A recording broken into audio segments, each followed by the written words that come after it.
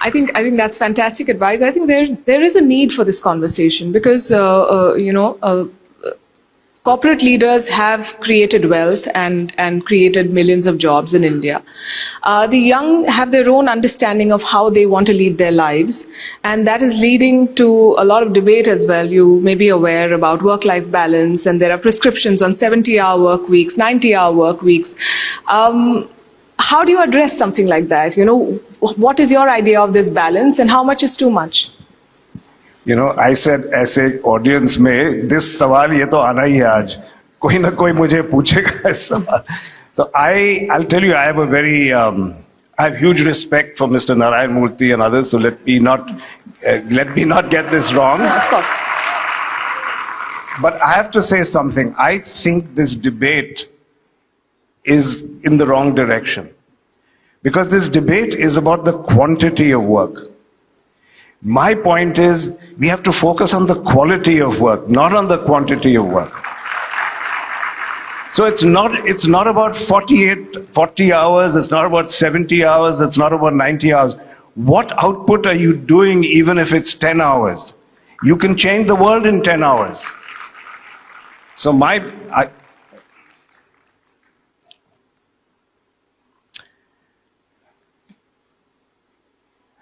the ministers just sent me a note saying we have the My Bharat platform, which is a single window platform for all youth activities, and we will integrate with the Aspire platform. Thank you, sir.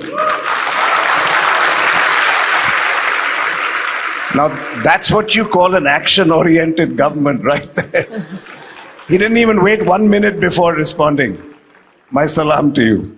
So coming back to your question, Palki, I have always believed that you have to have leaders and people in your company who make wise decisions, wise choices. So the question is, which kind of mind makes the right choices and right decisions? And I think a mind that is exposed to holistic thinking, that is open to inputs from around the world, that's why I'm such a votary of liberal arts. I think even if you're an engineer, even if you're an MBA, you must study art, you must study culture. The MC was very kind that we support art and culture. Why? Why am I making shareholders pay for that? Because I think you make better decisions when you have a whole brain. When you are informed about arts, culture, that's when you'll make a good decision. If you're not spending time at home, if you're not spending time with friends, if you're not reading, if you don't have time to reflect, how will you bring the right inputs into making a decision? Let's take our business. You make a car. We have to decide what a customer wants in a car. If we are only in the office all the time, we are not with our families, we are not with other families, how are we going to understand what people want to buy? What kind of car do they want to sit in?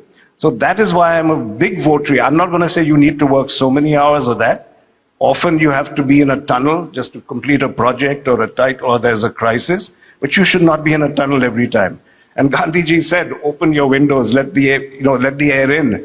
So I definitely think there's no such thing as a work-life balance. There is something where it's not about balancing two things. You make good decisions if you have a holistic life, and you cannot be in a tunnel all the time.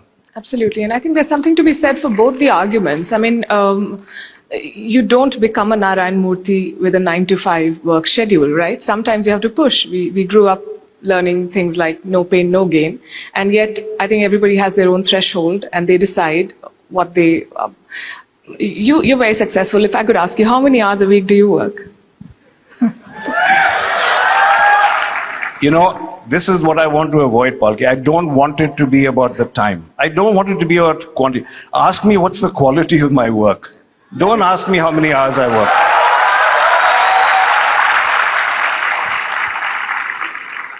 And since you're giving us tips, you look worried. It's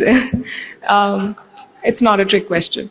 How much time in a day do you spend on social media? Because you've aced your social media game, and yet you have managed time so well because you've built institutions, and I think we can all learn. I mean, this is a challenge that...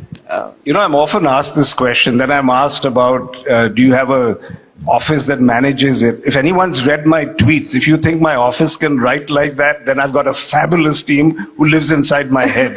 You know, I don't know why people even ask that. So then you say, how much time do you have? And every time I'll get in my timeline, sab aap faltu ko nahi kar kaam karo, aap Twitter pe kyun hai? You know, this kind of thing keeps coming up. I want to tell people I'm on, and I've been asked this, I'm on X on social media not because I'm lonely.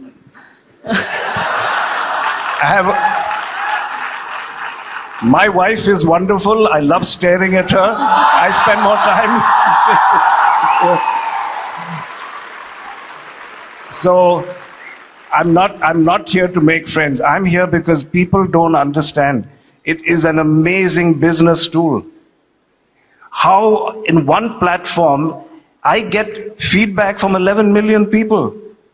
If I asked any research firm to tell me, can you get me a sample of 11 million, do you know what they charge me?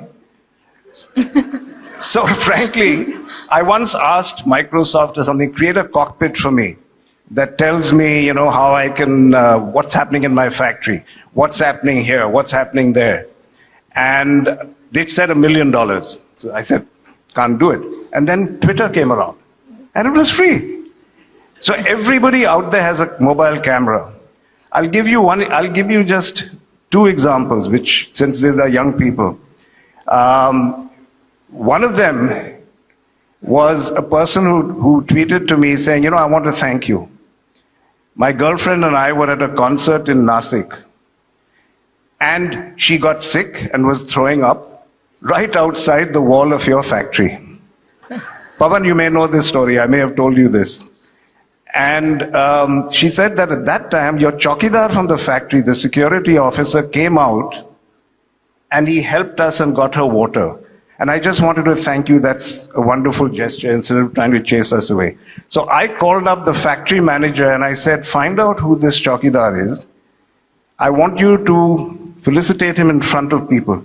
Give him some flowers from me and say, that's the culture I want Mahindra to have.